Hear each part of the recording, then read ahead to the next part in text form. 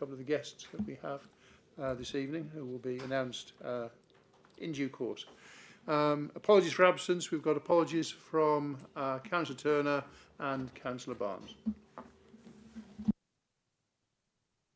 Do we have any declarations of interest? Councillor Schrader, Councillor Headley? No? Sorry, Chair, I'm on the Norsey Woods Committee as a member appointment. Just the normal county council. Thank you, Chairman. Yeah, I'm an ordinary member of the Norsey Woods Society. Thank you. You are anything but ordinary, Councillor Schrader. Moving on to item 3, minutes. Everybody, do I have approval for everybody to sign the minutes from the meeting that was held on the 17th of June? Thank you. See your ascension. Thank you very much. Item 4, community spotlight. We welcome, I think we're going to welcome 3 people: Tracy, Stacey, and Jim. They're all here. And Charlotte. Okay. With Tracy. Okay. So first of all, we have Tracy Walker from Chelmsford Arts and Culture Club, who's just going to talk to us about the Creative Calm Community Workshops project, which is funded by this committee. Over to you, Tracy. Thank you very much. Thanks for having me this evening. It's the wrong one. Is it the wrong one? There you go. Thank you for inviting me along this evening. It's lovely to be able to share some feedback with this group. So it's a group that we started in January, and Basden Council Community Funding have been funding it since February for the 11 months up to December. And my vision for this was from an art background. I'm an artist, and I provide a lot of workshops for people, and the mental health benefits of some of the art workshops that I provide for people who can afford to come along to the groups is incredible, really. It's made a big difference to a lot of people, and so it's something that I wanted to bring to my local community. A lot of the workshops I do are in London, and just share my experiences, share some of what I can do to people in the community to make a difference to them, and also to make it accessible to everybody to be able to come, no matter their abilities. One of the groups that I run somewhere else has stairs, so people that are able to climb the stairs aren't able to come and join it. But we do have a good mixture of people. We have people who are unemployed, one chap particularly who's long-term unemployed, suffering from depression, comes every month. His wife started making him come along, and he's found it beneficial and wants to come now, and is really part of the group.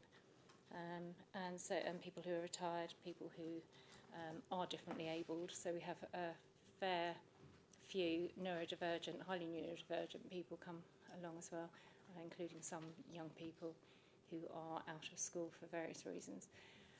So I'm happy to say that it is really fulfilling a need in the community. I am very grateful that we're able to be funded, and the people that come along, very grateful that it's able to be funded. We have 15 people once a month come along for a 2-hour group. People book through the cafe, Humankind Cafe in Billericay, and as I said, we have 11 months running for this. We finish in December. We do a different activity at each session. One of my priorities was to make it a very high-end art group, so that it wouldn't just be a piece of paper and a pencil and just a bit of drawing. So each activity that we do each time, I supply good quality materials. I have a couple of guest artists that come along and share their experiences and teach their particular field. So I've got a printmaker coming next time. We're going to do a lino workshop. So because of the funding, I'm able to do this and afford to pay people to come in. It'd be a good idea, I think, to have some photos, just so I can show you a little variety of the kind of things we've been doing. Thank you. These are my not very well photographed snapshots.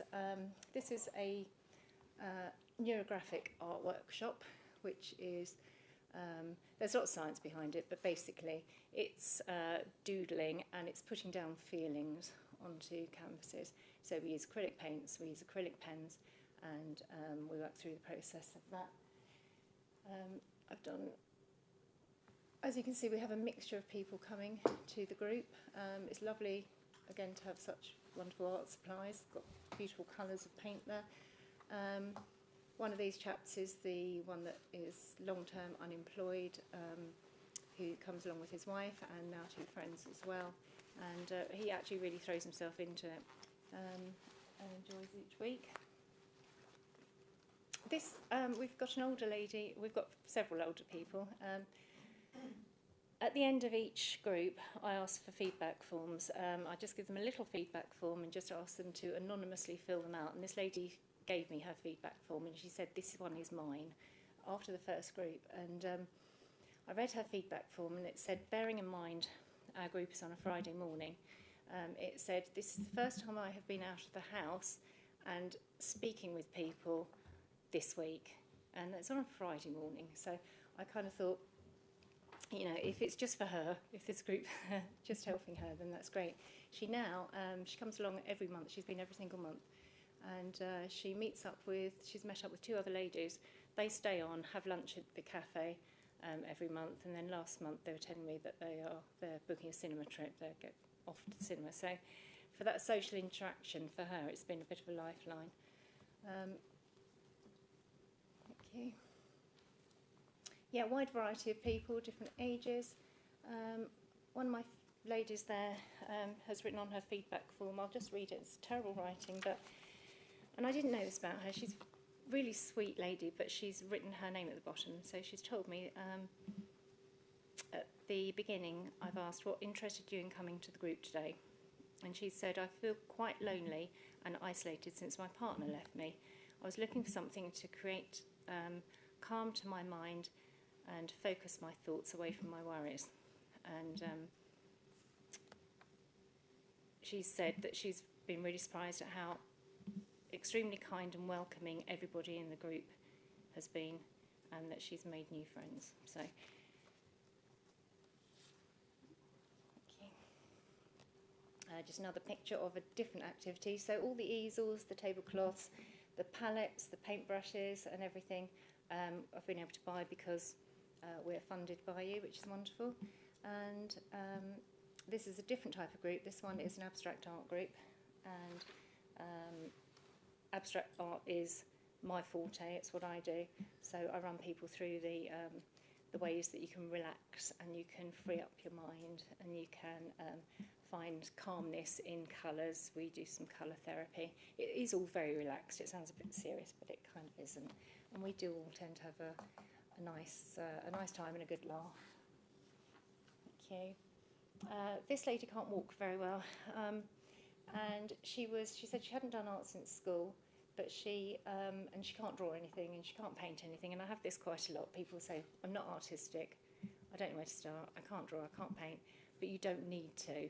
Every single activity that I do, I try and make it accessible for people just to come and have a play and enjoy themselves, meet other people, and just try something new.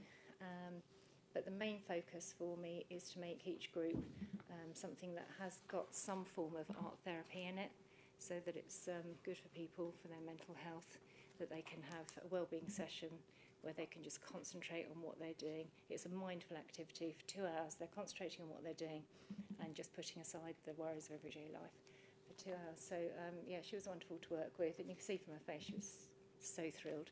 She comes almost every month to me.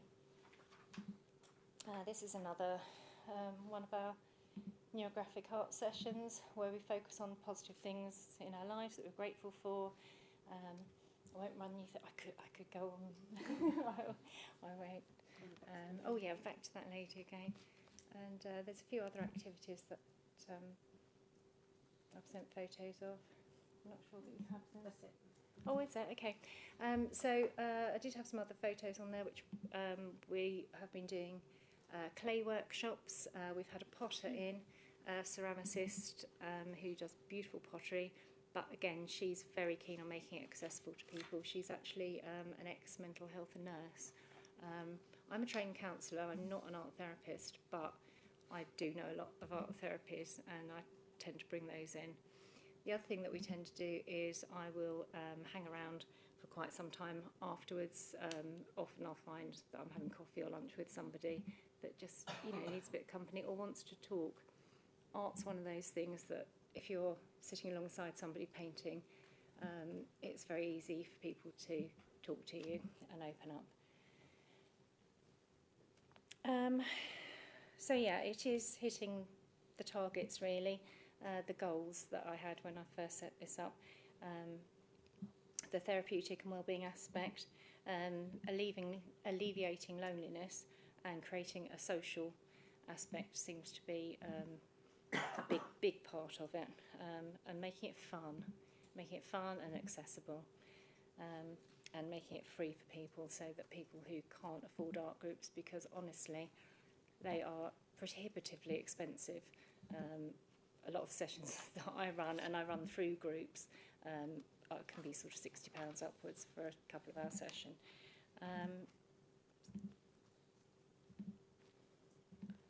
I think I just wanted to finish off by just telling you about specifically just a couple of people who come in. We've got a lady who came from, and I didn't know this about her, but a few sessions in, she shared with me that she's from a women's refuge in Chelmsford, and now we have 4 ladies that come from that, from the women's refuge, who come and regularly attend. And they have said, because I don't share on social media, I have got photos, but they are just for me, and I've shared with you this evening. Nobody else sees these photos. The positioning of it, we've requested that it's at the back of the cafe and it's screened so people can't see them, so it's a safe space for these ladies, and they said it's quite unusual for them to be able to feel that they can go somewhere, relax and be in a safe space. And we've got 2 people who, I actually don't know the person, but they have told me they were referred by their therapist in Basildon to come along and join the group because they thought that would be good for them. I don't know who the therapist is, but it's lovely that somebody's recognising that this form of art is good for people, for the mental health. And I did just want to read you just a couple of little things off the feedback form if I have time. So these are just random ones that I've picked up. So one of the comments is, this gives me a chance to meet people. Not working can be very lonely and isolating. I always have thoughts that are harmful, and I always thought that I would be no good at art. I'm probably not very good, but being in the group and playing and being with Tracy gives me confidence. So not that I'm bigging myself up, but and yeah, somebody else has said it's very therapeutic, being able to quiet my mind for a little bit, and it's really fun to talk to others. And just one more. I was just going to say that, yeah, people, almost all of them say being with other people, talking to others, doing something creative, and something different which calms my thoughts. It comes up time and time again.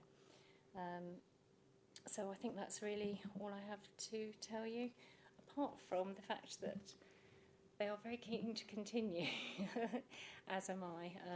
But obviously I know you have other ties, you have other things for your limited resources, but I do think it is doing a useful thing in the community, providing a useful service in the community. So,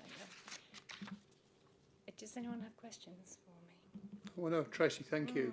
It's very enlightening. One sort of small fly in the ointment, though, is this meeting is webcast, so I don't know whether that's going to cause any problems with, because this meeting, This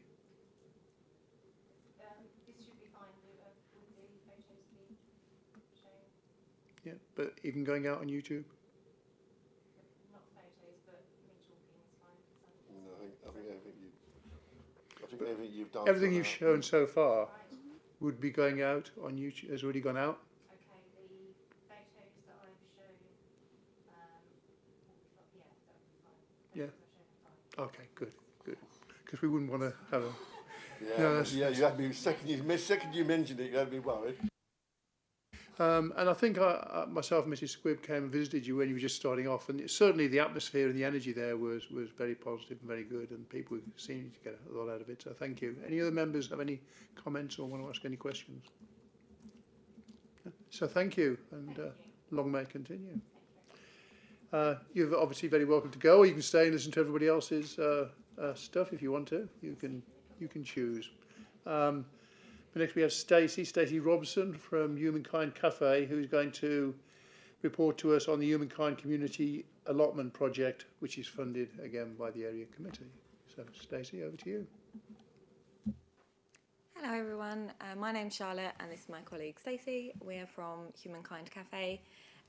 We are here to update on our, as you say, our community allotment project, which was funded by the Area Committee.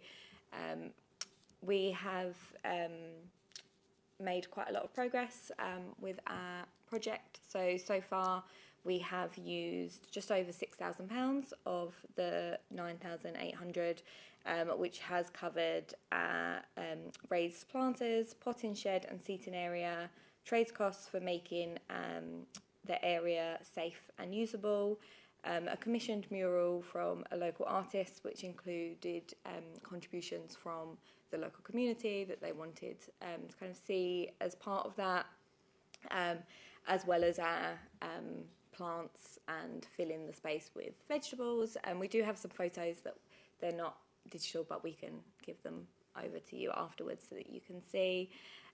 So the vision of this allotment was to transform the courtyard into a community allotment that could bring people together, reduce social isolation, and supply the cafe with fresh organic vegetables and herbs, and for it to become an inclusive space that we can welcome school groups, community groups, elderly people, as well as people living with dementia, which is one of our charitable aims. So through that, we've been able to work with some of the local schools. We have Billericay Men's Shed coming in to use the space as well as various kind of community groups that are using our space being able to use it. We are working towards options for awnings or pergola, as well as heating, to make the space usable all year round. So that's what the remaining funds are going to be used for. We've been able to use the ingredients that have been grown in the allotment towards our supper club, which is a weekly meal that we offer for people to come together and share a meal who might not otherwise be able to, as well as looking to work with SEN schools for the kind of sensory benefit of the gardening, and bringing in various schools and younger people as well. The community response for this has been really positive, so we've got volunteers who are really eager to get involved and to build that as well. It's helping to reduce isolation and building skills for people who might not have access to their own gardens and allotments. And it's become a shared community effort for the people who have been involved in it. It has been a real community project. For the sustainability of the garden, we're looking at increasing our volunteer base that are specifically interested in running the garden, looking to be supported by donations, local partnerships and fundraising, which kind of falls into our ongoing efforts with the cafe. And we're making sure to be really mindful about where these final funds go, to make sure that there is a lasting, it lasts beyond this initial funding and it is sustainable, and that we can kind of continue to see the benefits of it. So we would just like to thank you again on behalf of the cafe and the community for this funding, and we will share the photos with you, because it is has become a really nice space. And thank you again for both the presentation and the work you do. Did you want to add anything?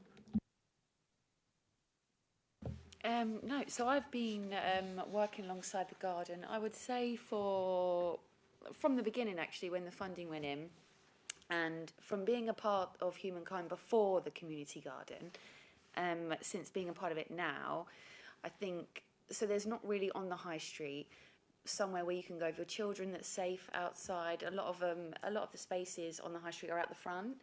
So we do have, it's a very safe space outside, so that it's the children can't get out anywhere, and people bringing in their pets, so even having that outside has been really beneficial for families to come outside. And also inside it can get quite noisy sometimes, depending what day it is, so also having that quiet space out there has been really beneficial. So I can see the impact, not just from the things that we've planted, but just for having the space and it being more enjoyable to sit outside.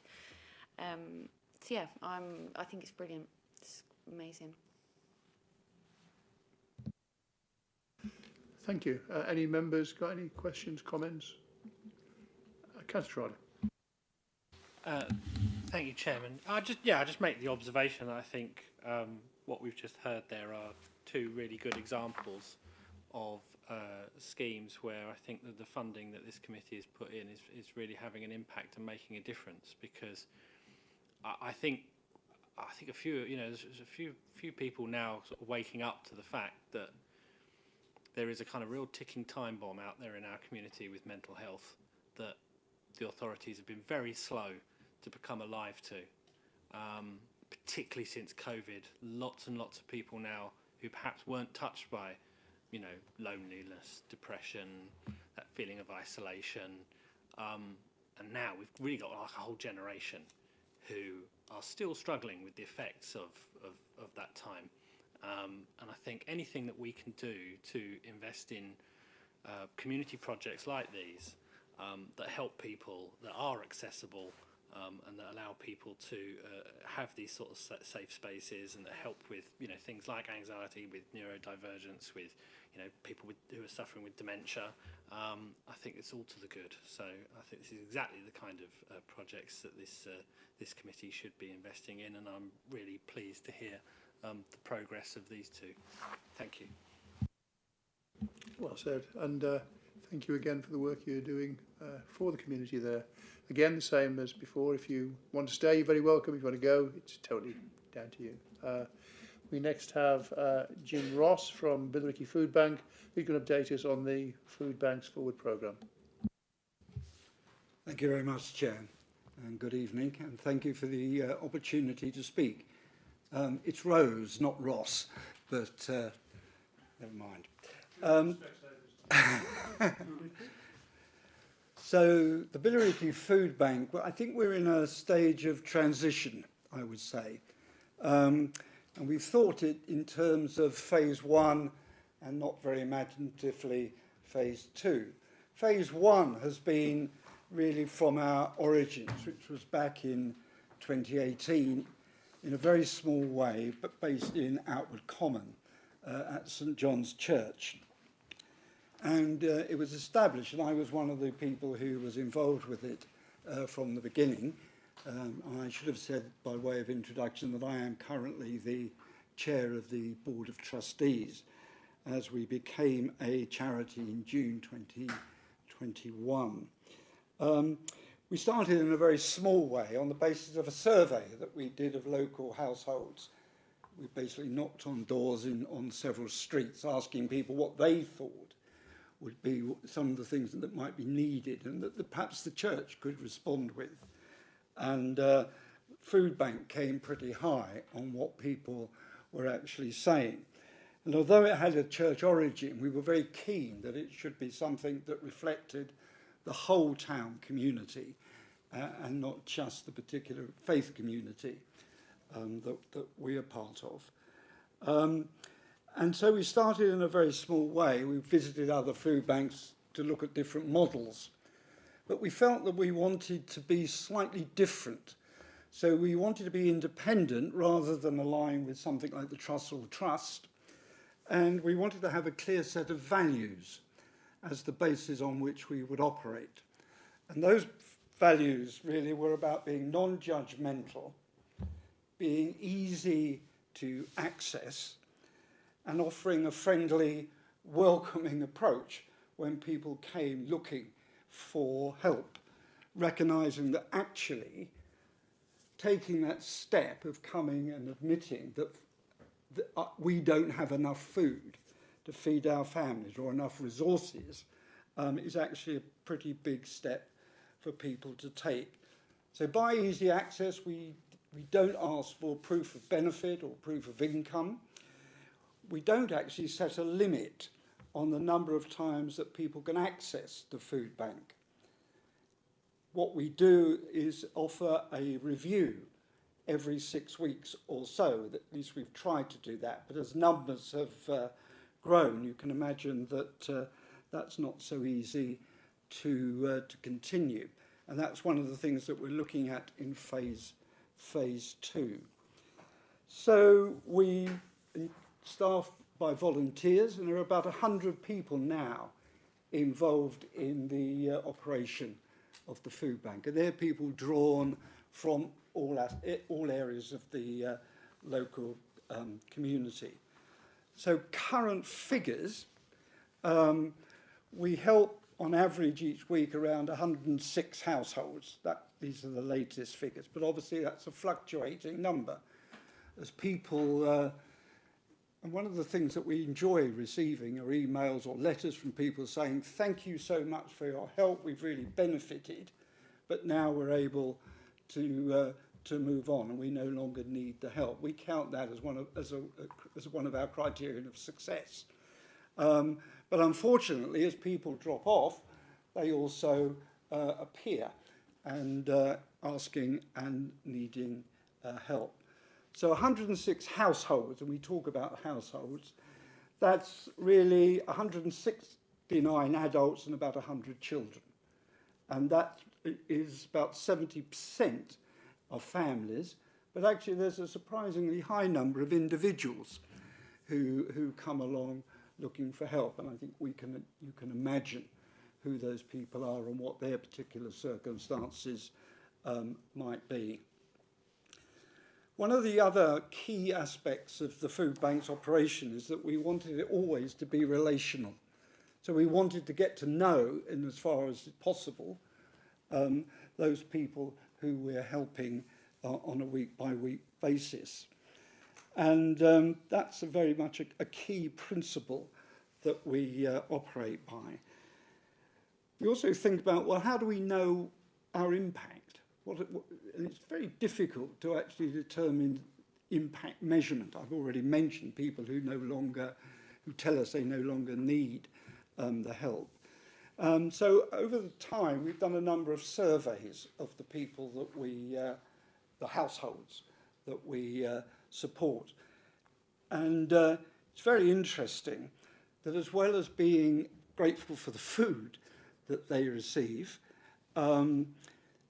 the issues of socialisation come up, and it's very interesting actually hearing from the other two projects. We experience exactly the same. People talk to us about their socialising, and we've had people saying the contact that we have with your volunteers when we collect the food or when the food is delivered to us, because we also deliver to those who are housebound or unable to reach the food bank for whatever reasons.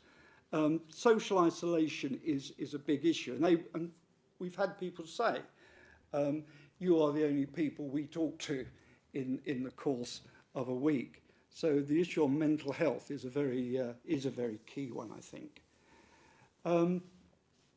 So phase 2, what we're looking to do is to think about those people who we have been helping regularly over a 12-month period, or for longer in some cases than 12 months. And we did quite a detailed survey fairly recently to give us some sort of baseline for what it is that how we might move forward and work with these people to help them become less reliant on food bank support. And so we sent out, I think, about 95 questionnaires, and we got 88 responses. So it was a very high response to the questionnaire. Not surprisingly, the main issue that emerged was lack of money, basically low income, unemployment. But then, of course, you get the other associated issues that come. That it's not just for many of our families just about low income. There are other complex needs that they have, which include short-term illnesses, long-term illness, mental health problems, and disability. Those were the sort of main things that emerged. We wanted to know what was it that made people come along in the first place. Those were some of the reasons. But we also wanted to try and dig down to a bit about, well, what are the barriers to moving on? Why are you still reliant? And of course, again, none of these things are surprising because the sorts of issues and difficulties that people face, which are often multiple and complex, don't just go away. They don't just go away after 6 weeks of receiving food. I always say that one of the things we do as a food bank is take one of the big worries that people have off the table, as it were. They don't have to worry so much about putting food on the table for their families.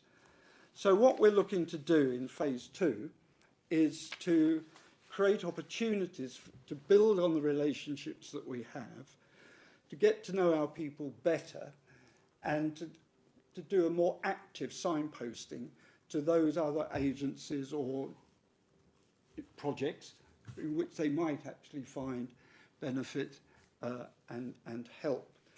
But to do that, we know that simply putting leaflets in the food parcels that people receive each week is likely to be completely ineffective. It is about the relationship that our volunteers have with our families. And so we want to try and build on those, encourage through that personal contact people to take those next steps to perhaps becoming less reliant on the food bank. And the thing we're particularly looking for and funding is a small porter cabin, a room, as it were, that we can have on the site of where we are currently, in which we can actually meet people, talk to people, and encourage them directly and actively to look for and to seek other areas of support. Again, it won't come as any surprise. The stories of each family are unique. They are different. So although we can draw surveys, we can think of sort of wider categories, it is actually about the individual story of each family, of each individual who comes. And so the response has to be individual, and that's why the relational base is so important. I think that's probably enough for me to say about what we're actually looking to do in terms of moving forward. There's lots of other things I could say about the food bank. It very much is an established community project now in Billericay. We have strong community links with schools, with social organisations, community organisations, businesses and retail. So although we're looking to move towards a phase 2, we're absolutely determined that we will maintain what I talk about as our core business. One of the difficulties is sustainability. We know we need to have to continue to work hard to continue the basic service that we actually offer. But we think we can do more, and we can build on the strong community links that we have already in order to help the individuals and the families to move forward. And again, I'm very happy to take questions of any sort. Jim, thank you. Members, any questions, any comments? No, I think you've been very, very thorough, and again, thank you very much. And again, you are very welcome should you wish to remain, or if you want to go, you're very welcome to go as well. We'll move on to item 5, which is an update on the Pride team, and that is Mr. Henry. Thank you, Chairman. I'm just going to load a quick presentation and give apologies on behalf of Rob Baker, who was hoping to be here tonight to present the update, but instead you are stuck with me, so apologies about that.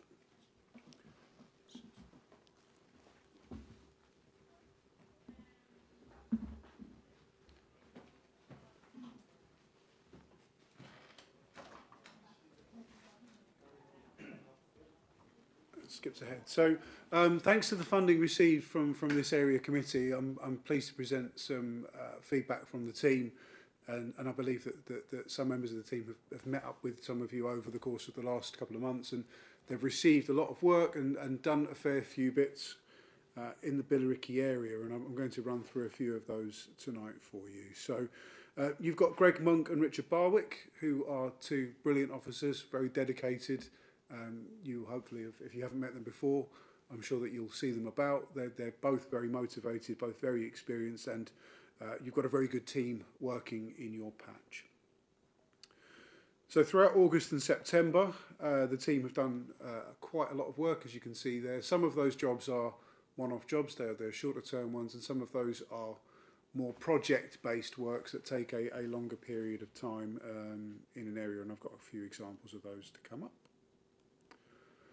Got some examples of what we did in Brandon Close, and a lot of the work over August and September is during obviously the peak times for growth, so it's times when there is lots of growth in the borough, lots of green, and what the Pride teams do is that instant impact visual work that really does improve the look and feel of the amenity at a time when things are growing quickly. So we've got Brandon Close there. You can see what the team's done. So open that one up. That was one one of yours, wasn't it, Councillor Lawrence? Yep. Kennel Lane, you can see here obviously where they've faced back and opened up the path. The path then feels much more secure. It makes it much wider and more appealing, particularly if you're walking through there later at night or in the dark. Sunnymead Path is there. You can see where that's obviously been tidied up. Looks a bit better afterwards. And part of what the team have been working on following steer of the conversation, through the conversations with the chair of the area committee, Councillor Baggett, were around tidying up some of the roundabouts and the pieces adjacent to the roundabouts where you do get weeds growing out of them. They need that extra attention, and I think that where you can see the difference that makes before and after, and there's a few examples of those that they've done, and what they'll do after they've been through, trimmed and weed sprayed is that the sweepers will go around and clear around the edges of those as well. So that does make a real impact. I think we've got a few examples of those in the slides tonight. Obviously that's Noak Hill Road towards the top. Noak Hill Road, Langdon Road junction. That was a bugbear of mine for a while. I'm glad that one got done. I'm glad that one got picked up as part of this. And one of the project areas was Arlington Way and surroundings, and this was one where the team spent a longer period of time, weed sprayed, went back in when the weed spraying had taken effect, and really stripped back, and it really did make a difference in there. So you can see some of the before and after effects of what the team have done. Again, clearing out the alleyways, clearing out weeds, clearing out some of that growth, and having that real impact. We've got some steps that have been opened up there. Again, that coming into this time of year, that means that that will be safer to walk on, less slippery, less chance of falling over, and really does improve the look and feel of the area. That's quite a bit of a dramatic haircut, that one. These are the works where, again, the weed spraying will be done against the brickwork first. The weed sprayer will be allowed to take effect, and then the team will go through and strip everything out after that. You can see the difference that makes before and after. Again, another piece of land that's been cleared, to open that right up. And the team have got loads more pictures. I'm showing you a selection of them, and what they're doing is they are meeting more regularly with the chair of the committee. I believe, Councillor Baggett, you're sharing these pictures with councillors as well. So they're good news stories, and please make sure that you're feeding that back in through Councillor Baggett into Ian King, who's your area supervisor, and very good and dedicated, and he's got access to the whole of the team on the ground as well, so not just the Pride team. So if there are other things that come up, you've got other things that we can direct you towards as well. And a bit of an update on the crunch. Last one was 4th of October. So generally, so far to date this year, we've collected 259 tonnes. Our recycling rate's been 41%, but across the board, we've collected 31.83 tonnes, 3 tonnes of electrical items, 5 tonnes of metal, and 13 tonnes of wood across the board so far. There's a brief run through of what the Pride teams and the Crunch have done in the Billericay area so far this year. Thank you. Members have any questions or comments? I think it really is important we get this right. So if there is anything, you know, warts and all, where members feel that either the communication is not as they'd like it, or the process is not working how they want, this is a time for us to actually get that out there so that we can make sure that this works going forward. Certainly from my point of view, I would be wanting or hoping that members will meet with the team on the ground at some point so we can get that, build up a dialogue, and you can show them your particular areas. Where I'm also keen for those members that are social media enabled, that if they want to be able to go out and do a mini video or whatever, that I know the team would be very, very keen to support them in members going out and seeing that before and after, and actually doing any posts that actually just support getting out to the public the work that's being done, because it matters a lot to the public. It's the one big thing I know that on social media we get constant, you know, sort of requests for, so we need to make sure that we get it absolutely right. Any members want to? Councillor Schreider. Thank you, Chairman.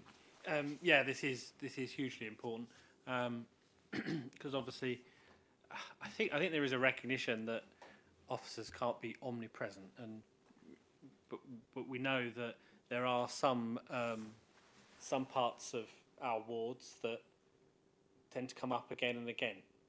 It's not necessarily the whole ward, but there'll always be the same areas that, I mean, I've got one guy, I swear, the whole time I've been a councillor, I've got 12 years, every year on the dot, he contacts me about this same area around where he lives. And it feels like unless I report it, nothing happens with it. I don't know why. It's in some sort of blind spot where just everything overgrows. So actually having access to a reactive service where actually we can say, do you know what? Lots of residents are saying that this is an issue over here. Can we get someone to go and do a deep clean of that area? I think it's hugely beneficial. So we as councillors are not omnipresent either. So to be able to have a situation where we can respond to what our residents are telling us is very much to the benefit. And certainly, fortunately, Chairman, I've not had much call upon the Pride team as yet, but the one or two that I fed back to you were dealt with expeditiously, and the residents concerned were very grateful. So I'm certainly satisfied from my point of view, and I'm sure other members who've had cause to call upon you will be as well. And if any members have called to in the future, they can be, I think, rest assured that it will be dealt with quickly. So I think so far so good. But obviously there's always more to do. Thank you, Councillor Schreider. Well, we're moving in the right direction, Ms Hendry, but we just need to make sure we continue that trajectory and, you know, stay on point with it. Councillor Moore. Yes, I think what we've just seen is really good. My issue is the distinction between what vegetation is the responsibility of Basildon Council or the landowners or Essex Highways. So I seem to, we have like Langdon Road, at the bottom of Langdon Road, is every year we have to get somebody there to cut the vegetation back because it's just a one pavement on one side of the road. And there's always an argument between Basildon and Essex in terms of Essex Highways or Basildon Council responsibility. Further up the road, it's then Basildon Council or the landowner that doesn't cut the hedgerows back. This has been made worse this year because a lot of the landowners, as we all know, have sold their land for development and so are not interested anymore in keeping the hedgerows and so on fine and dandy. So that's my frustration with the process. Thank you. It's a fair point. Do we have any answer to that, Mr. Henry? I think I share your frustrations, Councillor Moore, because we've had a number of incidents that we've spoken about this year, and some of them have been ours, some of them have been counties, and some of them have been private landowners. And having that extensive map, obviously post LGR, that moves Essex County Council out of the equation, and it becomes under the unitary authority, both sides of that. I know there are a few that you've referred through to us this year that I thought at first glance looked like they were ours to maintain, and they were privately owned, and we had to serve high hedge notices on the landowner to make those rectifications. So I think what I would suggest is Ian King, who is the area supervisor for Billericay, is very knowledgeable, and I would suggest that you take Councillor Baggett's offer up of meeting him on site, because he's very good and he'll go away and look at those things so we can have a definitive answer one way or another. I would like in time to be able to provide that access to that land ownership map to the public as well. We aren't quite there yet, but in terms of what it is, but that obviously does come, it would be easier under a unitary authority and having access and control over more of the bigger slice of the pie, as it were. So I think that comes with time, but in the meantime, I'd say meet with Ian. He knows the people to talk to at county, and he knows who to talk to in terms of high hedge enforcement as well. But we've had all 3 cases, I think, have been reported through to us so far this year by yourself, and we've had to deal with each of them in a slightly different way. Councillor Schrader. Thank you, Chairman. It's kind of connected to that, actually. I just wondered if Mr. Hendry was able to tell us what's the situation now regarding enforcement of, in instances where it is private landowners, because I kind of get the sense that in the past, where we've had overgrowth that's not the responsibility of either local authority, it's the responsibility of the relevant landowner. In the past, it's been considered, the course of least resistance, if you like, to just cut it back ourselves. But obviously, as local government finance has become more and more precarious, if you like, and we're all starting to feel the pinch as local authorities, there's understandably a far greater reluctance to go around cutting back other people's hedges. I mean, have you detected that shift? Is there any evidence that we're seeing greater levels of enforcement, or do you think there is a job of work to do to maybe streamline that process from the previous maybe slightly more relaxed regime where we were just cutting back ourselves in the name of expediency, to creating a slightly more robust system of getting landowners and property owners to meet their responsibilities? I mean, I understand that you'll correct me if I'm wrong, the only local authority that has the power currently to enforce on overgrowth that's impacting the public highway is Essex County Council as the local highways authority. But obviously a lot of these reports are coming into Basildon, and I'm just wondering, has there been, or do you think there needs to be, a streamlining of that process whereby we are able to feed that to county, and county are we satisfied that they're taking robust action where landowners and property owners are not meeting their responsibilities, and then that is having an impact on our residents, obviously pedestrians in particular?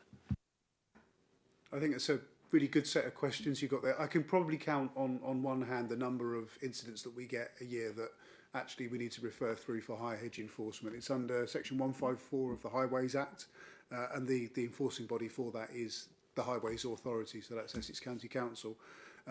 We've got a good working relationship with them on that regard. When we have referred things through, I mentioned the example that Councillor Moore put through earlier this year. We were able to say that this isn't ours, this is the landowners. They were out there able to serve that notice on them, and the rectification took place. So it's very rare that the enforcement action is needed to be followed through, because most landowners either do their bit and it doesn't get that far, or when it does get that far, they'll quickly rectify what they need to do. So I say it's probably less than half a dozen a year that I get through.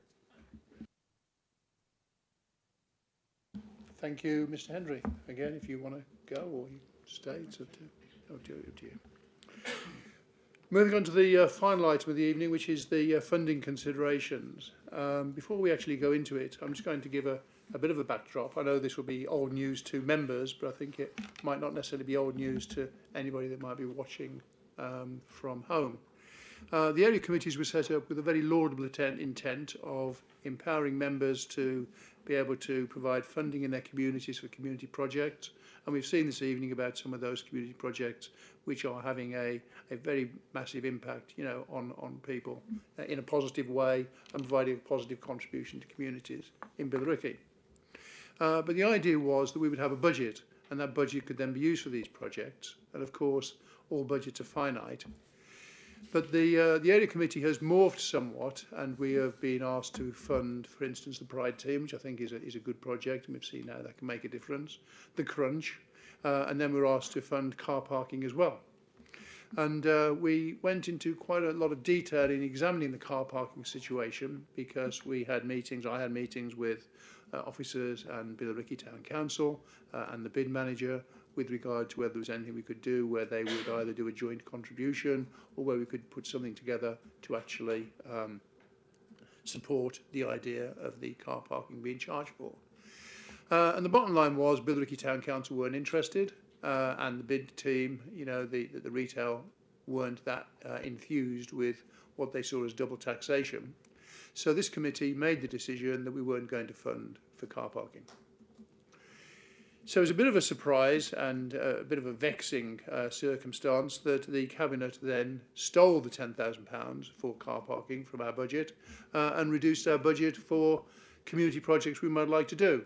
So as we get toward the end of the financial year, essentially, we now have a situation where we have 4 projects and we didn't have the money to actually, well, we don't have the money to fund completely those 4 projects.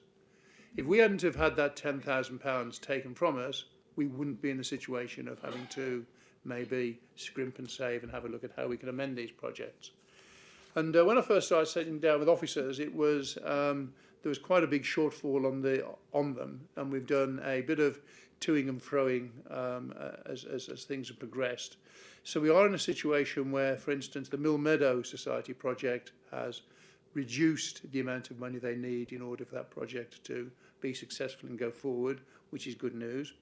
And to cut a long story short, having spoken to finance and moved things from capital to revenue and decided what is capital and what isn't capital, what is revenue and what isn't revenue, we're now in the situation where we have a revenue budget of £14,344 and a capital budget of £18,600. And what that means in English is that we can fund the capital part of the project, but the revenue end of the scale, we still have a shortfall of £4,445 with 4 projects to fund. Now, in principle, what we've done in the past is where there's been a project, we've had a look to see how we can actually sort of do a half and half and do match funding, or how we can support part of a project, providing that project it becomes still viable. And we've had a look, we've always sort of done our very best to accommodate all of those projects.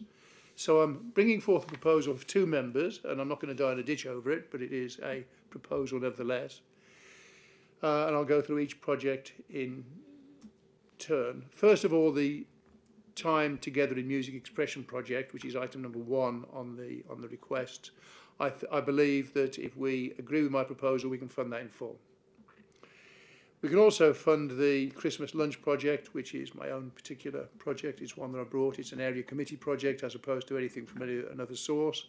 I think it is very, very important personally that at Christmas, at a time where people are socialising and we're talking about the spirit of Christmas and everything else, that we need to recognise there are some people out there that may be alone and completely isolated at Christmas and have no recourse to actually get something that everybody else takes for granted, which is a Christmas lunch.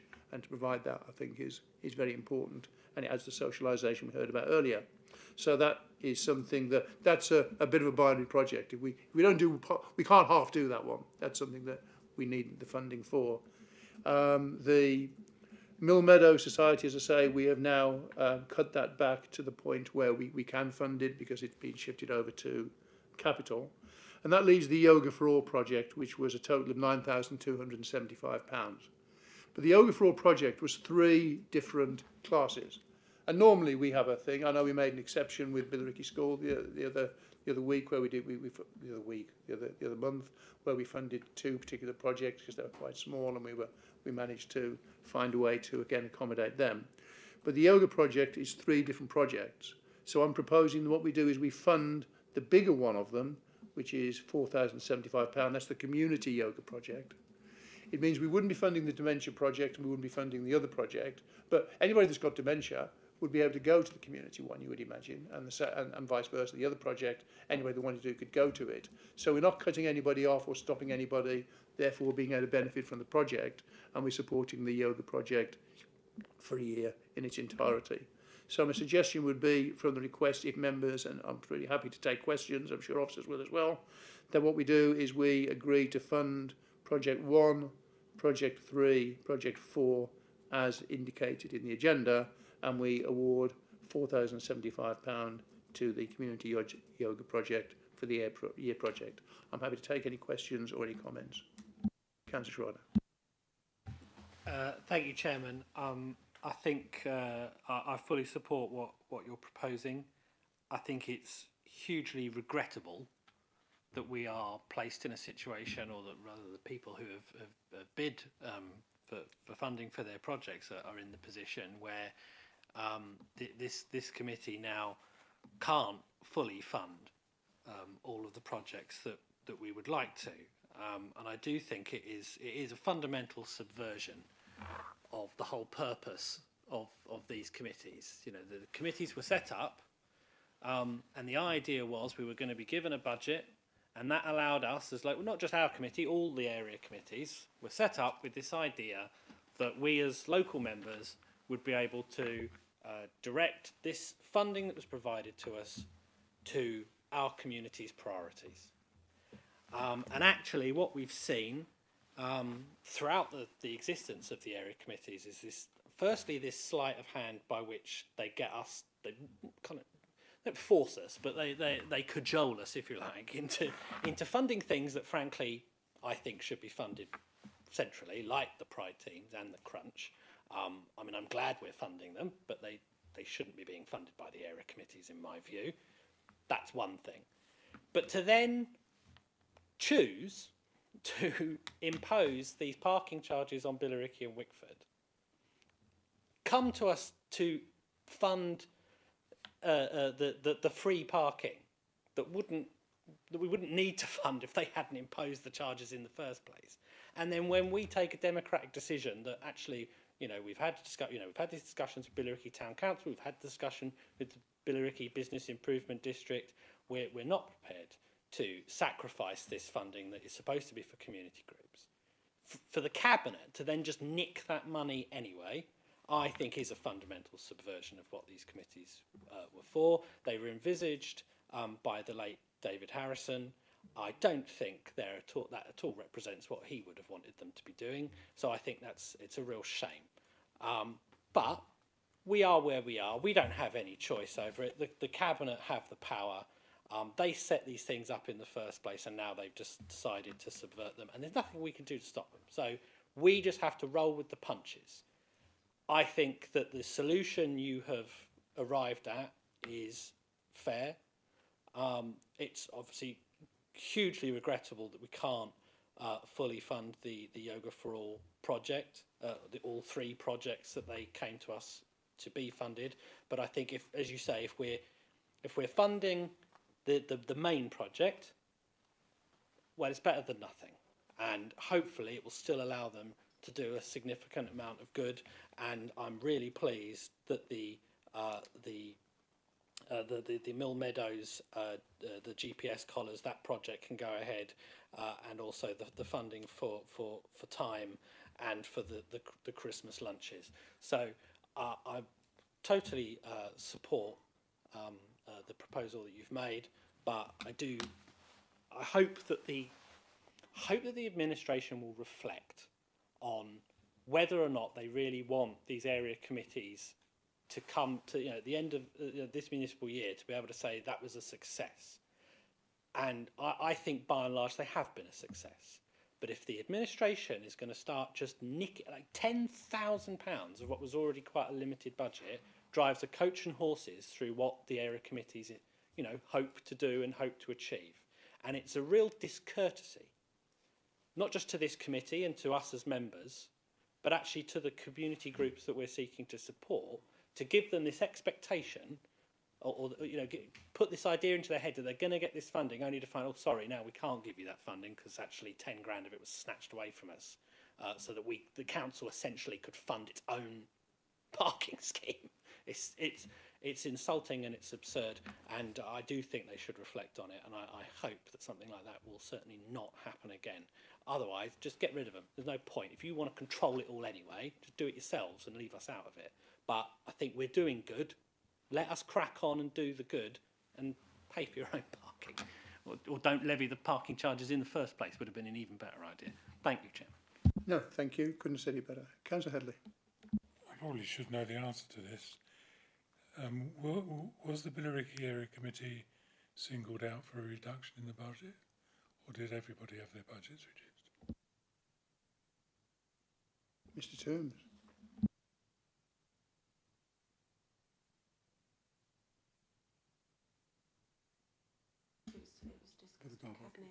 Yeah, it was just it was just Billericay. I think Whitford were in a similar predicament, but their resolution was a combination of area committee funding and town council funding for their car parking.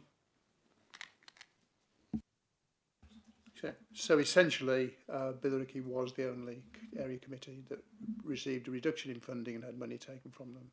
Okay, no, that's fine. Just it's always good to clarify these things. So thank you very much. Thank you. I presume that answers your question, Councillor Headley.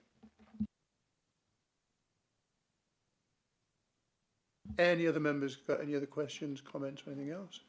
In that case, I suppose I need to formally propose. Oh, sorry, Mr. Toombs. Thank you, Chair. It was just to clarify, obviously, the changes in the Mill Meadows Society, just for the benefit of the minutes, that the revenue is now 864, and the agreed amount of capital is 5,640, because obviously those figures are different to what was in the original agenda. Thank you very much. Councillor Schroeder. Sorry, I made a note to myself to ask this. It's not specific to the funding per se, but just I noticed in the report on page 7, where it's talking about the project, it does have this figure where it says to upgrade the ecological status of Mill Meadows, a site of special scientific interest, from unfavourable to favourable by using the GPS-enabled no-fence collars. I meant to ask about this because that's the first I've heard about this, that we're currently rated as unfavourable. I wasn't previously aware of that. So I don't know if it still falls under Mr. Hendry's portfolio or not. But I'm just interested to know in what way are we unfavourable? I've always found Mill Meadows very favourable. I assume this is a technical term in terms of the status of the SSSI, so I will have to look into that and get back to you. It is in my portfolio, but it's not a term I'm familiar with, so I assume it's a technical term that relates to something to do with the SSSI. But I will look into that for you, Councillor, and come back to you. Yeah, well, I mean, I assume it's to do with comes from Natural England, maybe, I don't know. And I served on the committee of the Norsey Woods Society and I'm a member of the Mill Meadows Society, which I probably should have declared. I forget that they're separate. I'm also a member of the Mill Meadows Society, ordinary member. But I assume it's something to do with Natural England and the way that they rate the SSSI. So if you like I say, reading that that was the first I'd ever heard that we were striving to become favourable from unfavourable. So I would appreciate it. I'm sure my ward colleagues as well, because actually Mill Meadows is in Bursted as well, isn't it? Half of it's in Bursted. So I think members would appreciate understanding what why are we unfavourable. I'm very very keen to know. Thank you, Mr. Hendry. I appreciate it if you could let us know. Yeah, good question. Anybody else got any questions? Okay, so I need to formalise it. All those in favour of the proposal as given. Thank you very much, members. That's unanimous. And thank you for your time this evening. I wish you a safe home, happy Halloween, happy Christmas, because I don't think we meet now till the new year, do we? No.